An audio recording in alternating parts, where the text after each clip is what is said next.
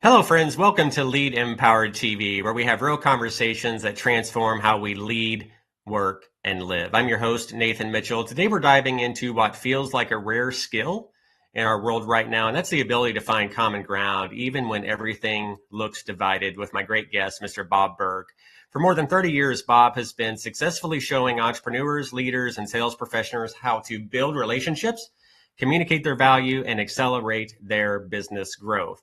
Bob is creator of the Go Giver Academy, online learning portal featuring the Go Giver Success Vault, which includes all of his online courses as well as additional business building resources. He also publishes the very popular Daily Impact email.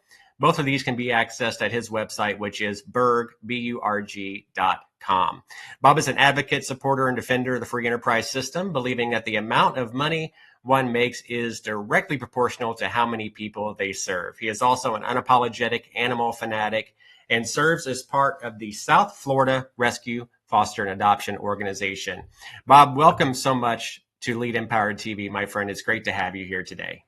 Oh, hi, Nathan. Great to be with you again. In your book, The Go-Giver Influencer, I know we don't have a whole lot of time today, but I want to dive right into that. You have two main characters, Gillian Waters and Jackson Hill. They're both very ambitious young business people, and they're in the midst of negotiating a business deal that really could make or break both of their careers. They each individually encounter a mentor, right, that guides them to radically different yet surprisingly effective ways of achieving their goals.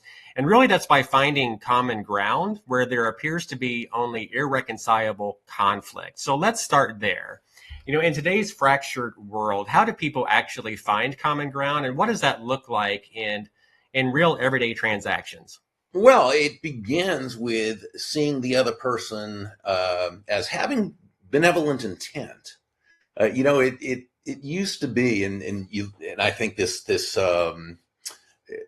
politically, this is the easiest to see, right, and the easiest to picture. It used to be that there were two sides of the aisle, pretty much, right, and one side saw the other side as wrong. Actually, both sides saw the other side as wrong. Now, that's not the best way to approach it, but it's doable, because if you believe the other person's wrong, at least you're going to try to persuade them to your side. Now it's no longer I'm right, you're wrong. It's I'm right, you're evil. And this is why people have basically stopped engaging with one another and just basically operated out of their own echo chamber. They don't even want to hear from the other person. They don't want to know about this other person. They don't see this person as a well-intentioned. Now, by the way, let's not be naive. Not everybody is well-intentioned, Sure.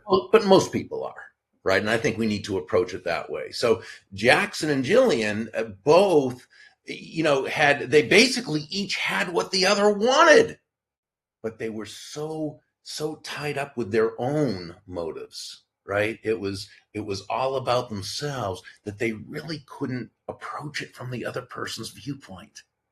They couldn't see what the other person wanted, what the other person needed, what was going to help the other person. They were just too concerned about themselves.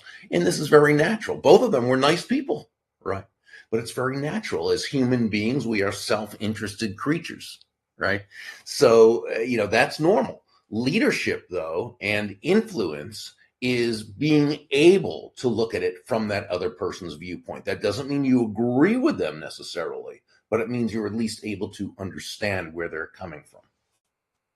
Yeah, so that's a very interesting and refreshing take. So really, it's that whole idea of leading with a servant's heart first, right, versus having our own self-interests at heart before the other person. So let's get underneath that, because you talked about influence, you talked about leadership.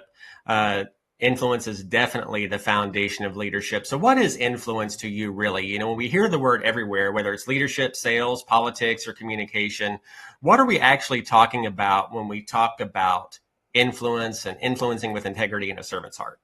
Well, on a very basic level, influence can be defined as the ability to move a person or persons to a desired action, usually within the context of a specific goal. That's its definition, but that's not necessarily its essence. The essence of influence is pull as opposed to push, as in the old saying, how far can you push a rope? And the answer is not very, well, at least not very fast or very effectively, which is why great influencers don't push. They don't push themselves on others. They don't push their ideas on others, right? They're not pushy. Let's put it this way. You never hear people say, wow, that Tom or that Mary, she is so influential. She has a lot of push with people. No, she's influential. She has a lot of pull with people, right? That pull is an attraction. Great influencers, who John David Mann and I would call genuine influencers, they attract people first to themselves and only then to their ideas. Now, how do they do this? How does this pull manifest itself? Well, it begins by, I think, really, Nathan, understanding and embracing something that Dale Carnegie wrote in his classic 1936 classic, How to Win Friends and Influence People. In fact, I believe that this is the underlying premise of his entire book. And it's where he said, ultimately, people do things for their reasons, not our reasons. So the great influencer, the genuine influencer, always asks themselves, how does what I want this other person to do, how does it align with their goals, with their needs, their wants, their desires, with their values? How does what I'm asking this other person to do, how does it help them solve a problem? How does it move them closer to happiness? And when asking ourselves these questions thoughtfully, intelligently, genuinely, authentically, not as a way to manipulate another person into doing our will, but as a way of building everyone in the process, now we've come a lot closer to earning that commitment, as opposed to trying to depend on some type of compliance, which is that push, right? I love what one of my great mentors, her name is Dondi Scumaci, and I love what she says. She says, when it comes to leadership, when it comes to influence, she says, compliance will never take you where commitment can go. Yeah, that's a great point, Bob. And, I think back to, just some leaders that I've worked with in the past. And I love you bringing up the idea of push behaviors versus pull behaviors, because I think all of us have worked with those leaders, those individuals that, were servant leaders, but then also those kinds of leaders that, really had their own self-interests at heart. I would even say, led with a fear-based mentality, fear-based leadership. And, they got compliance, but they didn't get commitment from their team members, and they didn't get individuals that were willing to go the extra mile. I will say that, when it came to things like KPIs, there were times when they got results, but at what cost? Well, it's typically not sustainable, and Correct. that's the key. And sure, by all means, compliance, that command and control, type of leadership, positional leadership, it can work to a certain point. It's limited. Again, I don't think it's very sustainable. But what happens is, sure, that person who knows they have to do this, or they're going to be punished or fired, or they'll do it, but they'll do it half-heartedly, or maybe they'll do exactly what they're told, but not one bit more, as you alluded to. And they might even kind of sabotage the process, consciously or unconsciously. So sure, it can work to a certain point, but wow, it's certainly not as productive as when you have that other type, that servant leadership that I think we all know is desirable. Yeah, for sure. So, let's continue to dig a little bit deeper into the 5 secrets of genuine influence, which you talk about in your book, The Go-Giver Influencer. What are they, and how do they work together practically in practice? Yeah, and when John David Mann, my awesome co-author, when he and I were putting this together, we wanted to do it so that it basically would work in any kind of situation. So it's whether it's business, whether it's personal, whether it's leadership, whether it's sales, and so forth.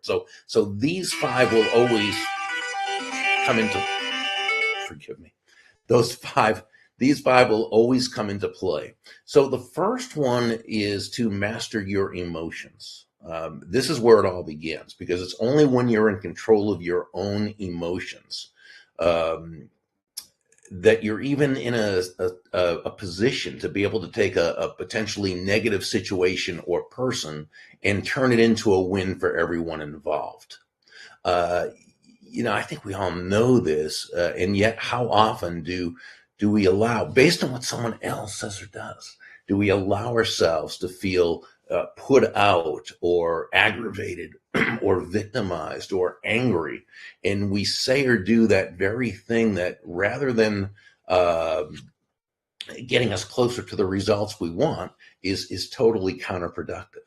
And if we ask ourselves the question, well, why do we do that if we know better? We know that the answer is because we're human. And as human beings, we are emotional creatures. We'd like to think we're logical, and to a certain Absolutely. extent, of course we are, but we're pretty emotion based. We make major decisions based on emotion, and we back up those decisions with logic. We rationalize, which, if you break up the word in two, it simply means we tell ourselves rational lies.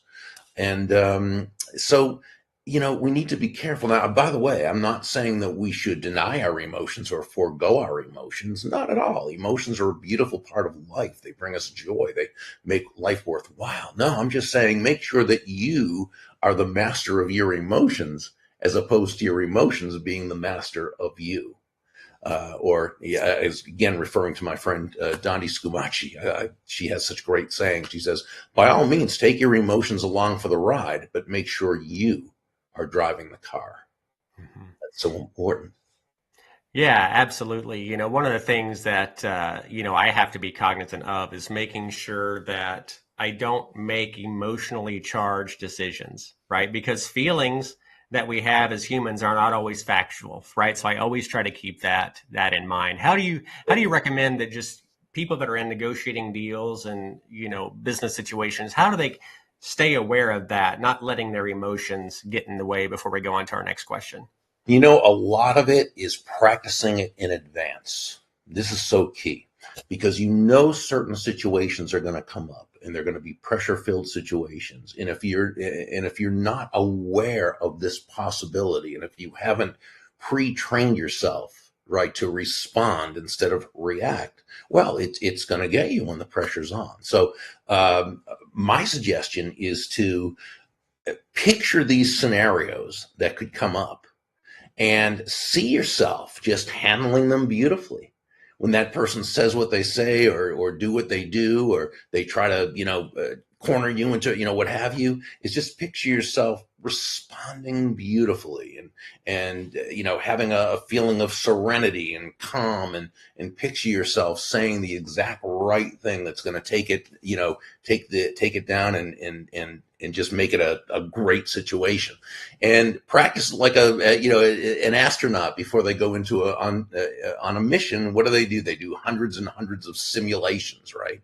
And that way, when they're finally up in space, heaven forbid something happens, they've been there, they've done that, they've already gone through every possible combination of what could go wrong, and they know. Same thing here. So the more that you can prepare in advance, the better off you're going to be when it comes to controlling your own emotions. Yeah, so a couple of things there. It makes me think about beginning with the end in mind, and even visualizing the outcome, much like a professional golfer would do on the golf course, right when they line up for that tee shot on the first tee. Mm-hmm, mm-hmm. Oh, exactly like that. I mean, how many stories have we heard of people who just, they actually practiced their golf game in their mind when they couldn't even go out into the course. Right. There was actually a very famous story of a POW who did that. And while they were at the Hanoi Hilton, they went through their favorite golf course time after time after time after continually. And when they finally got on the golf course, they pretty much shot par, because they had rehearsed so often in their mind. The mind's a very powerful thing. I never shot par when I was playing golf, so maybe I needed to do more of that at the end of the day. I tried golf 3 times. And I live on a golf course. That's the funniest thing. And don't play golf. Bob, you alluded to this a little bit at the top of the hour, just talking about, different sides of the political spectrum. And we've all seen the vicious, emotionally charged political debates that happen everywhere. during election cycles, but even now, just online, right? When people have differing political views about things that are hot topics, so how do we navigate those? When you look at online, at work, this types of discussions taking place in families, what should we as listeners, how should we kind of keep the things you're talking to us about today in mind as we navigate those difficult discussions? Well, we always have to ask ourselves what it is we really want from this discussion. So let's say, for instance, it's an online situation, and somebody says something just really, in your opinion, off the wall. Okay, now if they're so far to one side and and so convinced of their own correctness that they're not going to change, then before even getting into any kind of debate back and forth, you've got to ask, why are you even doing it? Is it an exercise in futility? Are you just entertaining yourself? Are you practicing your debate skills? Or are you really trying to persuade this person, which you're probably not going to do? But here's the interesting thing. When you have these debates, and I guess this could be in person as well as online, lots of times it's not that person that you're trying to persuade. It's the other people who are listening in and watching, who they're not so far gone to one side that they can't be persuaded. I think some people are so far to the left or so far to the right, there's nothing anybody says is going to move them otherwise. But most people are kind of in the center or a little bit to the left, a little bit to the right, again, speaking politically, that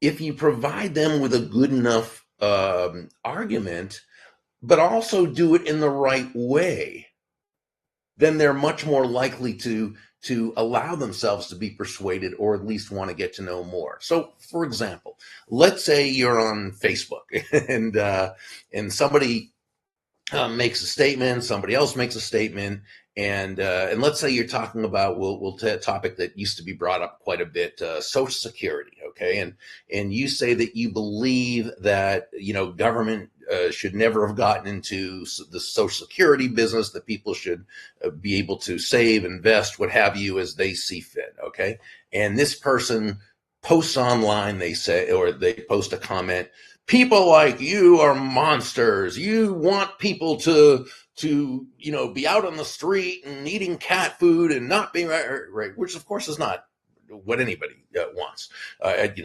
So if you and remember, people are watching this.